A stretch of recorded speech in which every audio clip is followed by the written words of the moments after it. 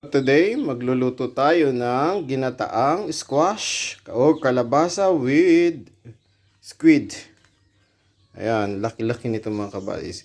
Sa Quezon Province tawag dito nokos mga kabadis. And syempre ang ating mga ingredients, squash or kalabasa.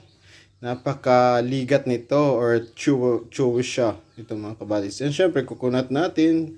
Ayan na, coconut milk. And syempre may onion tayo.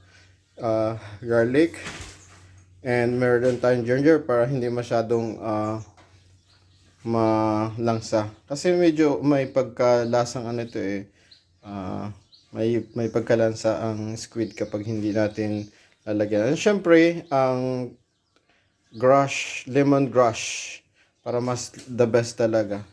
So ayan, may Bermuda grass tayo. Bermuda. Sorry naman, hindi naman Bermuda grass. Lemongrass. Ito, tanglad. Para mas madali. Ayan. Ito ang mga ingredients natin. So, samahan natin